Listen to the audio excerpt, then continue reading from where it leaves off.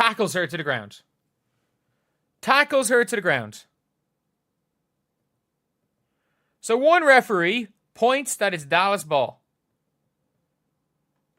One referee points that it's Dallas ball. But do you know what another referee called? Do you know what another referee called? So one says it's Dallas ball. Another referee, as you can see right here. Salon miss. A recent officiating decision has generated significant controversy, potentially representing one of the most questionable calls in basketball history. The incident involved Dajanai Carrington receiving a flagrant foul rather than committing one herself. The situation unfolded with the scoreboard showing 75-78, a 3-point deficit for Dallas with Las Vegas leading. Following a missed shot by Janelle Slocum, the ball bounced toward the boundary. Carrington positioned herself to shield the ball from going out of bounds, executing standard basketball technique. Tiffany Hayes then initiated aggressive contact, essentially tackling Carrington to the court surface. Valkyrie's rebound. Apparently, Tiffany Hayes got the rebound. And Dejanay fouled Tiffany Hayes. Apparently, Tiffany Hayes got the rebound and got fouled by jumping on Dejanay Carrington. Like, that might be, like, that is the worst call I've ever seen in basketball. That is actually the worst call I've ever seen in basketball. The collision appeared severe enough to warrant serious consideration of player safety. Initial referee signals indicated Dallas possession, with one official pointing toward their bench. However, conflicting interpretations emerged among the officiating crew. A second referee ruled that Hayes had secured the rebound and been fouled during the process. The final ruling credited Hayes with both the rebound and free throw attempts, despite video evidence showing her jumping directly into Carrington's back. This interpretation defied conventional basketball understanding and established precedent for similar situations. I've ever seen in basketball. She just jumped through her. Like, she knew. Like, it is what it is. People will shield or get in the way of the ball and stand there. She just jumped over the back. Worst case scenario, it's an over the back foul. Worst case scenario, it's an over the back. Like, it is at least a foul on Tiffany Hayes, if not a flagrant. Shocked Tiffany Hayes is shooting free throws. The refs effing suck. Nay held her back and Tiffany got mad and jumped on her back. Like, I don't know what. Standard basketball protocol suggests players may legally position themselves to influence ball trajectory without initiating contact. Carrington's actions resembled typical boxing out technique. Fundamental basketball positioning taught at every competitive level. Hayes' response involved launching herself over Carrington's positioned body, creating dangerous contact that typically results in over-the-back violations. Even conservative interpretations would assess this as Hayes' foul, with potential flagrant considerations given the excessive nature of the collision. The ruling shocked observers familiar with basketball officiating standards. Players commonly establish defensive positioning during loose ball situations without penalty. I don't know what the hell is going on. Like, this is one of the worst calls I think I've ever seen in basketball. She got free throws. Seeing people say it's a foul on Nay and she got free throws, yeah. Like, I would have been chucked out of that game. I have, in my life, been called for 0 technical fouls for going at referees as a player. As a player. Coach, different story. But as a player, Hayes chose to go through rather than around Carrington's legal positioning, creating unnecessary and dangerous contact. This type of play occurs multiple times per game without controversy. Long rebounds frequently create similar positioning battles where players establish legal positioning while opponents navigate around them. Standard officiating protocols protect stationary defenders from aggressive contact initiated by approaching players. Veteran basketball observers expressed disbelief at the ruling. Players and coaches with extensive experience indicated this type of call represents unprecedented interpretation of established rules. I have been called for 0 technical fouls. I would have been thrown out of that game. If I was a coach, I would have been thrown out of that game. Two minutes to go in a 3-point game. Your assistant coaches, you can do the job. Like, assistant coaches, you guys are good. You guys are good. I trust you guys. I trust you guys. I trust that you guys have the ability to coach this game without me because I'm getting chucked from this game. I'm getting chucked. Like, we're going to lose it anyway. They're going to hit free throws. I'm getting myself chucked from this game. But, Many suggested they would have received technical fouls for protesting such an obvious misapplication of basketball regulations. The timing amplified the controversy, Estinger occurring with 2 minutes remaining in a three-point contest. Critical game moments demand accurate officiating to maintain competitive integrity. Such questionable decisions in crucial situations undermine confidence in officiating consistency. Carrington's seasonal performance has drawn criticism, with many observers noting struggles throughout the campaign. However, her individual performance issues don't justify incorrect officiating decisions that affect game outcomes.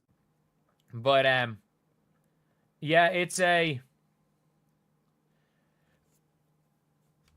it's all around just a shocking call. An absolutely shocking call. And you know it's going to take a lot for me to defend DiJonai Carrington, who, by the way, has sucked this season. If they lose today, if she has another bad game, I'm going to make a video on that. I don't want to jinx it. I don't want to jinx the whole DiJonai Carrington thing, saying DiJonai's been terrible, and then she goes and absolutely hoops today. Like, don't want to.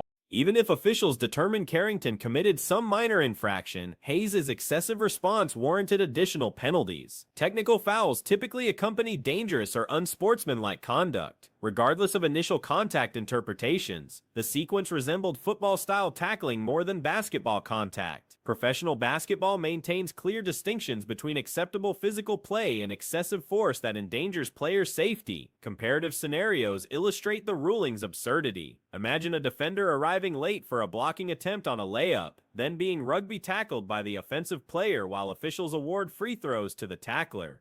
Don't want to quite do that, but at the end of the day, the game needs to be refereed better. The game absolutely has to be refereed better. And people are just in shock. Like, somehow she ended up shooting free throws. Like, she shouldn't have been one shooting free throws. You can't just jump over somebody's back because they're in the way. Like, you can't. You just can't. And even if you want to say, such interpretations would fundamentally alter basketball's competitive balance. The incident highlights broader concerns about WNBA officiating consistency. Players deserve clear, predictable rule enforcement that protects their safety while maintaining competitive fairness. Allowing dangerous contact without appropriate penalties sets troubling precedents. Basketball's fundamental principles include protecting stationary players from excessive contact initiated by moving opponents. Hayes chose to create collision rather than navigate around Carrington's legal positioning, yet received favorable treatment from officials. and even if you want to say, okay, yeah, DiJonai shouldn't have got in the way. Like, in what way is what DiJonai is doing different to a box out? In what way is what DiJonai is doing any way different to a box out? And DiJonai doesn't even initiate the contact. Tiffany Hayes just jumps through her. She doesn't jump around her. She jumps through her. Like, it's like she didn't get you free. This might be a flagrant. Like, that might actually be flagrant. I'm sorry. She just tackled her.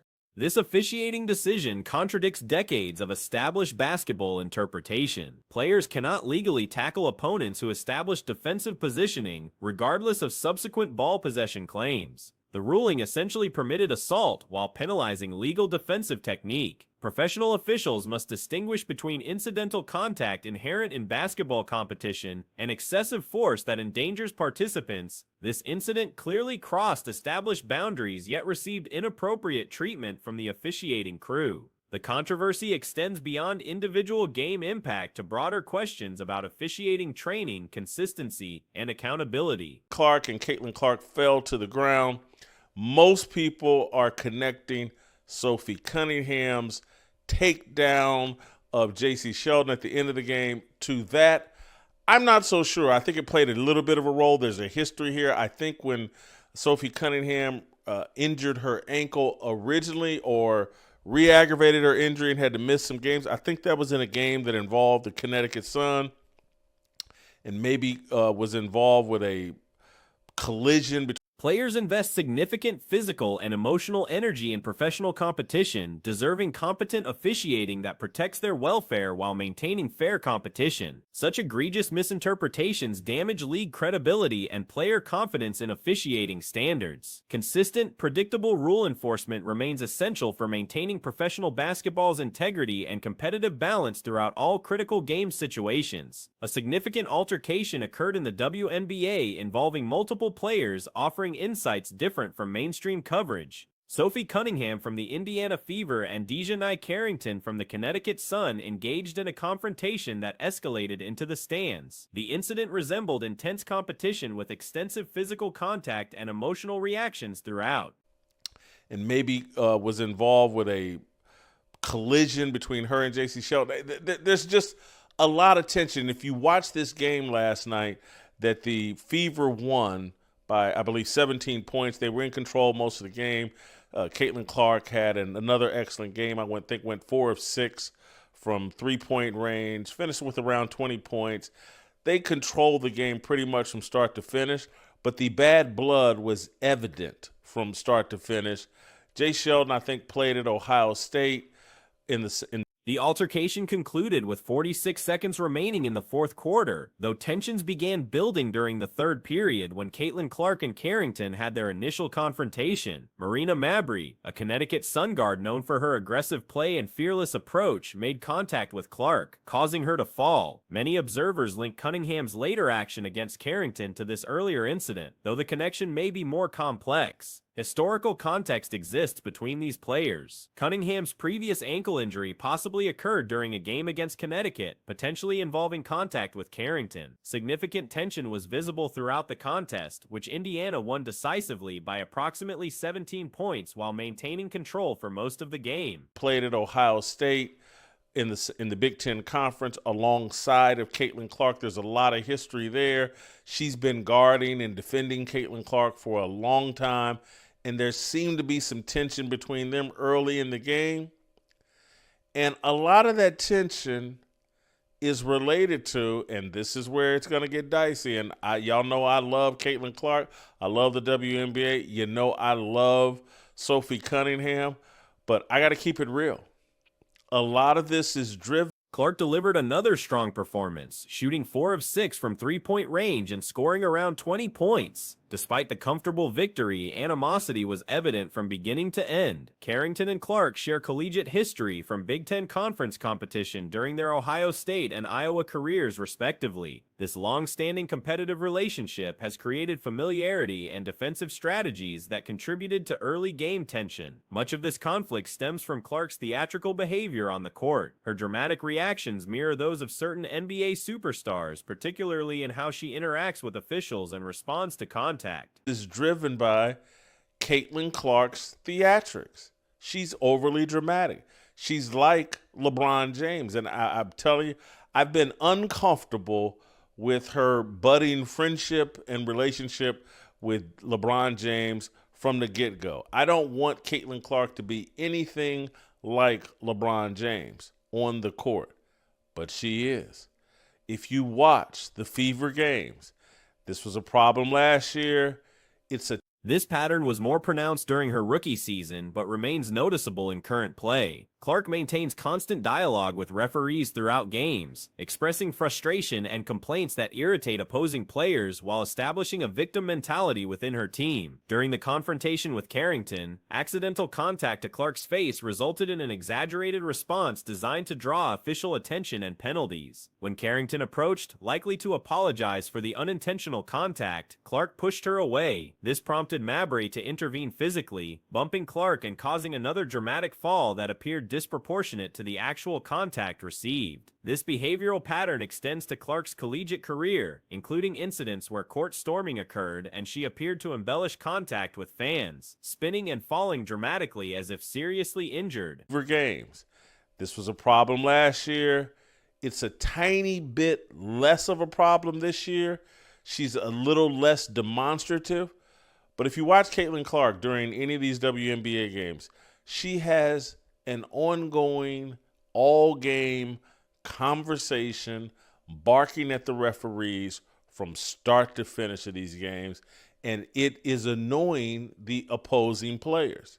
And it is setting a tone and an example with the Indiana Fever that Such theatrical responses create tension and make her a target for opposing players who view this behavior as attention-seeking and manipulative. The incident's composition allows for honest discussion since all primary participants were white players, removing racial dynamics that often complicate WNBA discourse. Clark, Cunningham, Carrington, and Mabry's involvement enables focus on actual basketball-related issues rather than cultural or racial tensions. Many WNBA players, regardless of background, share similar frustrations with Clark's approach to the game. They perceive her as overly dramatic, protected by officials, and prone to embellishment when seeking favorable calls. Indiana Fever, that we're victims, we have a chip on our shoulder, we're being picked on.